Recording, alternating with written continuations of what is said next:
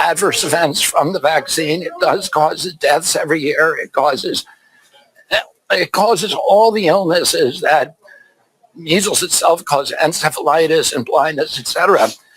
And so people ought to be able to make that choice for themselves.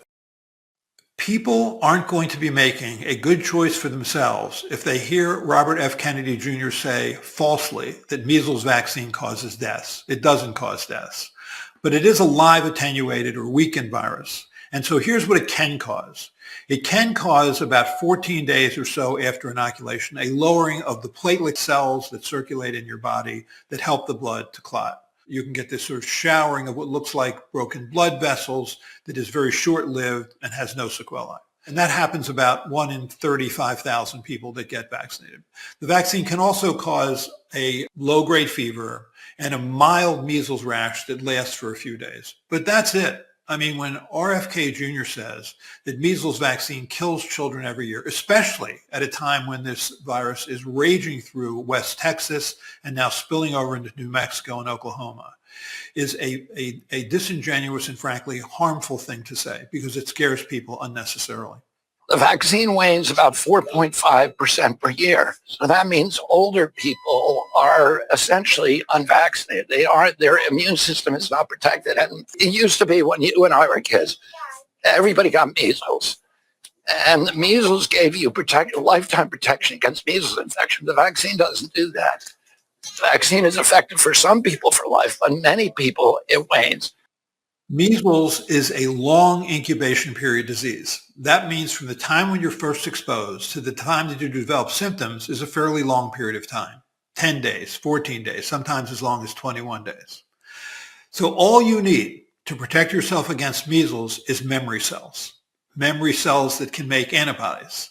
But you don't have to have antibodies in your circulation. You don't, because antibodies in your circulation are relatively short-lived. But memory cells are long-lived, typically a lifetime. And that's enough to protect you against measles.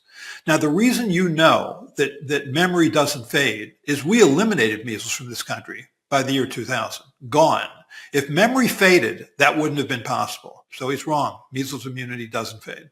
The death rate from measles in our country in 1963, prior to the introduction of the vaccines, was about 1 in 1,200 to 1 in 10,000. So it's a very, very low infection fatality rate. The overall population death rate of measles was about 1.5 million.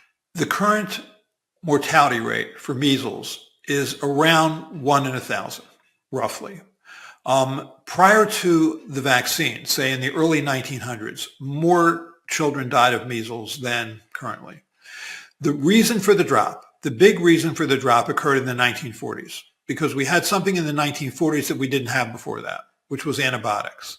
And although antibiotics don't treat viruses directly, there can be bacterial superinfections like bloodstream infections or pneumonia, bacterial pneumonia on top of a measles infection that can cause harm and death. And so it was really the advance of antibiotics that lowered the mortality rate to around 0.1% or 1 per 1,000. It's very, very difficult for measles to kill a healthy person. So if you're healthy, well-nourished, in fact, measles at one point was killing about 10,000 people a year in our country at the time, but those deaths were eliminated through nutrition and sanitation.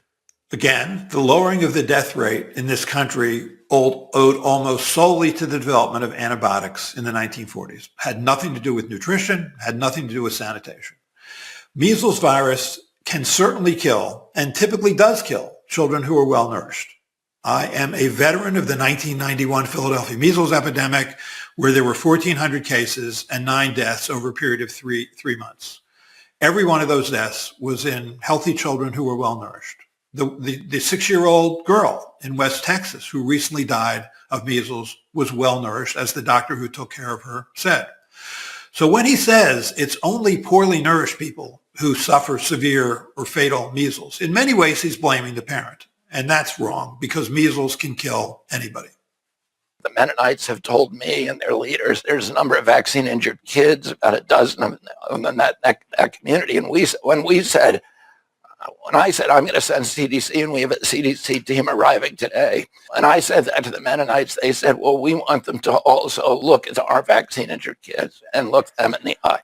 So what vaccine injuries is he talking about? Typically, Robert F. Kennedy Jr. is of the belief that the measles, mumps, rubella vaccine, for example, causes autism or neurodevelopmental delays. He has been spouting that for the last 20 years, even though there are now more than 15 studies that have been done in 7 countries on 3 continents, clearly showing that you are no greater risk of getting autism or neurodevelopmental delays if you got a vaccine or if you didn't.